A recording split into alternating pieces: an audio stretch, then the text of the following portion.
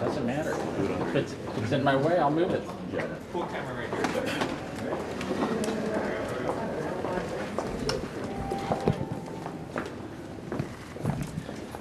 All right. Well, I think everyone knows by now Bill Clinton did not show up. And I think it's important to note that this subpoena was voted on in a bipartisan manner by this committee. This wasn't something that I just issued as chairman of the committee. This was voted on by the entire committee in a unanimous vote of the House Oversight Committee to subpoena former President Clinton and former Secretary of State Hillary Clinton. Now, Hillary Clinton's supposed to show up tomorrow. We'll see what happens there. But with respect to the former president, he did not show up today. One reason I think most Americans want President Clinton to answer some questions is because he visited the White House. Jeffrey Epstein visited the White House 17 times while Bill Clinton was president. I've been in Congress 9 years. I think I've been to the White House 9 times in 9 years. Epstein was in the White House double the amount of time that I was under one president. And then we know that Bill Clinton flew on Epstein's plane somewhere around 27 times after the presidency. So no one's accusing Bill Clinton of any wrongdoing. We just have questions, and that's why the Democrats voted along with Republicans to subpoena Bill Clinton. Not a single Democrat showed up today. Not a single Democrat. The ones that have press conferences on the Capitol steps and talk about how they're trying to get justice for the victims and all that.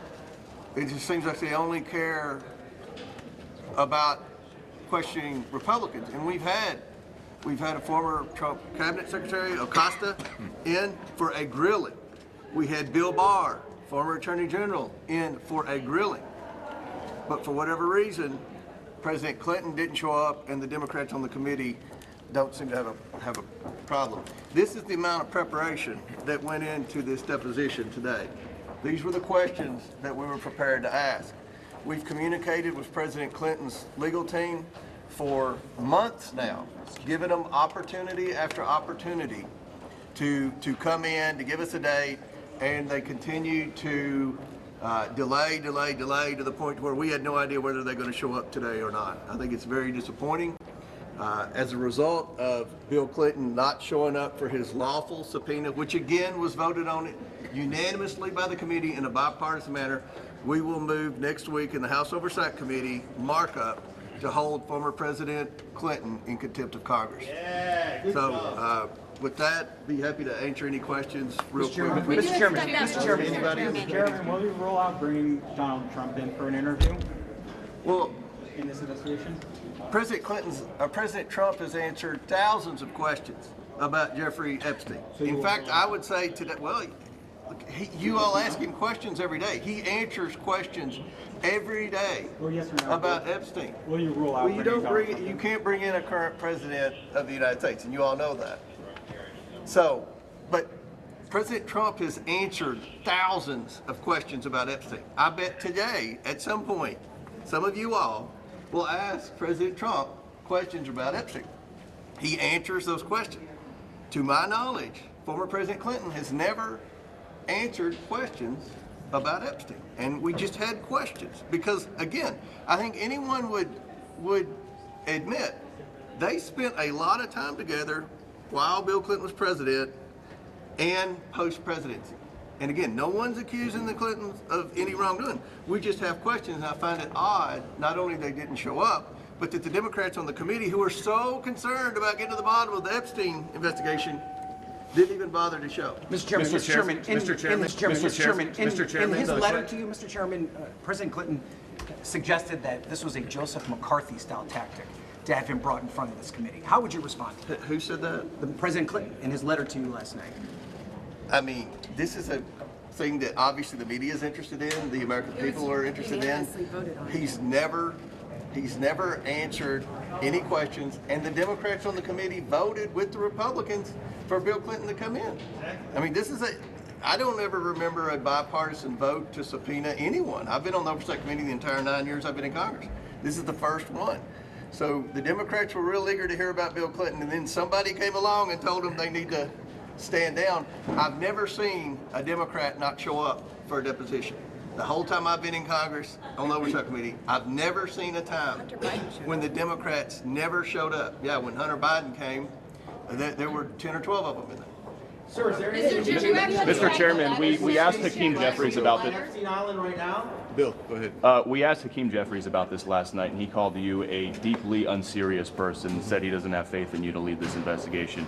How would you like to respond to him? Well, look, the feeling's mutual. I don't have any confidence in Hakeem Jeffries. I don't think Hakeem Jeffries ever mentioned my name the first 9 years I was in Congress.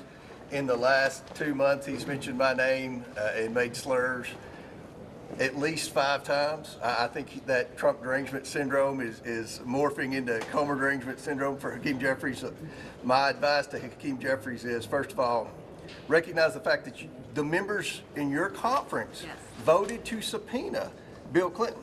It was the Democrat members of the Congress that voted for that subpoena, number one. And number two, he clearly has a problem with me. Maybe he should go to one of those Somali therapy centers and get some type of therapy for his disdain for me. If he's accusing me of any wrongdoing, then he should file a complaint. And this committee's not going to be like the January 6th committee where everybody goes and begs President Biden's staff for pardons after they issue a report. We're trying to get the truth to the American people, and we're doing everything we can. Mr. Chair, just to be clear, did you actually read the letter from the Clintons? I'm sorry? Did you read the letter Yeah. from the Clintons? And so...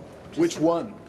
There were one multiple that- letters, With respect and we read to them all. their appearance today. And we read them all. There were multiple letters. We read them all. And I think the story here is the Democrats voted to subpoena Clinton. This was not a Republican stunt. This was voted on in a bipartisan manner.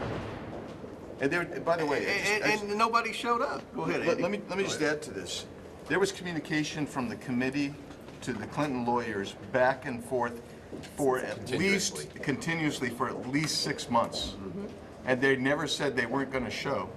They never said they thought it was unconstitutional. They never exerted a privilege. There was communication constantly, and every indication that we had was that they were going to come on in and he was going to answer questions, which is why both parties said we would like President Clinton, former President Clinton, to come on in to answer these questions, and he chose not to. So yes, there was plenty of communication back and forth. The DOJ has yet to release all the files. What is your plan with that? Are you pressing for the release? Or? Well, first of all, let me say, I subpoenaed Pam Bondi. I don't remember Jamie Raskin or Elijah Cummings or anyone ever subpoenaing a Democrat attorney general of their own party. We subpoenaed Pam Bondi for the documents. She started producing the documents. Then Congress voted for the discharge petition to send another message, and we all voted for that. They are sending documents. They sent a big batch. The Democrats were unhappy. They said there weren't enough redactions, so now the DOJ is going through trying to make sure they redact everything. So from my standpoint, the Department of Justice is cooperating. They are turning over documents. We would all like for them to turn documents over quicker. But at the end of the day, they are complying. President Trump is answering your questions about Epstein. He's answered them over and over and over again. Who we haven't heard from is Bill Clinton, and I stated why. The amount of time that Epstein spent with Clinton while he was president and post-presidency. So I don't think it's out of line for former President Clinton to come in for a bipartisan subpoena and sit down and answer questions. So thank you all. Chairman, if the oversight committee does vote